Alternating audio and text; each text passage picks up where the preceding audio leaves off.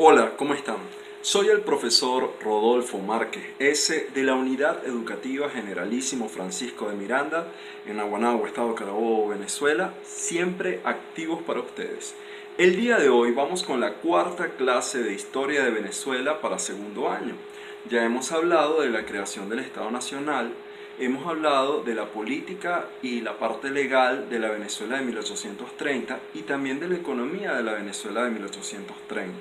Ahora vamos a hacer un repaso sobre la Venezuela agropecuaria.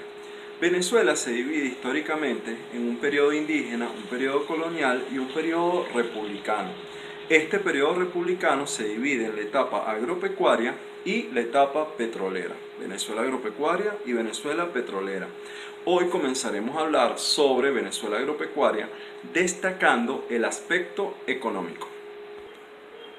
Bien, un autor muy importante venezolano llamado Germán Carrera Dama, en su libro Una nación llamada Venezuela, planteaba que aquí no se vivió un proceso de independencia como tal, sino una crisis de la sociedad implantada colonial. ¿Cómo hacía una crisis de la sociedad implantada colonial? Él decía que la sociedad que implantaron los españoles en la época colonial, en lo que se llama el proceso de independencia, solamente sufrió una crisis. ¿Por qué?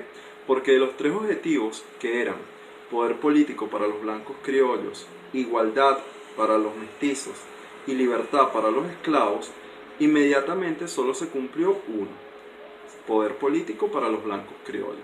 Lo demás quedó igual, muchos de los factores quedaron igual. En la Venezuela agropecuaria vemos cómo comenzamos a sufrir muchas cosas después de la independencia, desde el punto de vista económico. Venezuela se libra del yugo de los españoles, pero económicamente comienza a incluirse en el sistema capitalista mundial, y en tal sentido estaba en una seria desventaja, porque solamente podíamos suministrar materia prima y no teníamos acceso a lo que era el proceso de industrialización. Así que teníamos que comprar manufacturas de otros países y era menos lo que vendíamos que lo que comprábamos. Ahora, para analizar bien esta parte, esta primera etapa de la Venezuela agropecuaria, en la parte económica, vamos a ver los principales productos de la Venezuela agropecuaria, la inversión extranjera, la consolidación del latifundio, la servidumbre y la crisis económica. Bien, cuando Venezuela se da el proceso de independencia, nos transformamos después en una república, ya mucho después de 1830, ¿cuáles son los principales productos? En 1830 analizamos que Venezuela sufrió una transición del cacao al café. El café se transforma en el principal producto y este va a ser el principal producto durante el resto del siglo XIX. Los otros productos importantes de nuestro país serían el café, el tabaco, el añil y el cuero de res. Estos eran los principales productos: café, cacao, cuero, añil y tabaco. Pero estos productos sufrieron muchas bajas durante el siglo XIX y estas bajones en los precios, especialmente en los precios del café a mediados del siglo XIX, afectaron duramente la economía venezolana, porque éramos dependientes de estos productos y estos productos, ya con el proceso de industrialización avanzando cada vez más, iban rumbo a bajar los precios. Luego tenemos la inversión extranjera. Después que rompemos la línea con España, nuestros principales socios comerciales eran Inglaterra, Estados Unidos y Alemania. Tanto así que se establece en Venezuela un banco de la colonia inglesa, se establece aquí en Venezuela. Y ese banco lo que estaba era regulando las inversiones de los ingleses acá y también regulando el pago de la deuda que nosotros habíamos adquirido con ese país. Entonces, la inversión extranjera determinada por esos tres países a los cuales les comprábamos manufactura, pero ellos también comienzan a invertir aquí en Venezuela en el asfalto, en el oro y en la construcción del ferrocarril.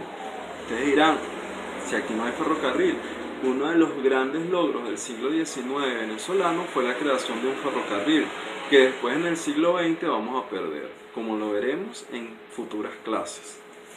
Luego tenemos aquí también consolidación del latifundio. Bien, El latifundio ya se había comenzado a tomar mucho poder, como les comenté en las clases anteriores sobre esa ley de haberes militares, donde los principales oficiales se quedaron con la mayor cantidad de las tierras y le fueron quitando las tierras o comprándoselas a precios ridículos a los soldados rasos y también usureros. Entonces el país estaba casi que dividido en los grandes terratenientes. Eso se acentuó durante el siglo XIX, durante esta etapa de la Venezuela agropecuaria.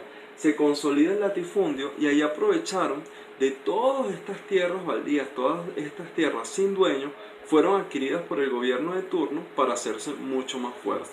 Así es como vemos que Páez tenía el dominio de gran parte del país, los monagas tenían el dominio de muchas otras.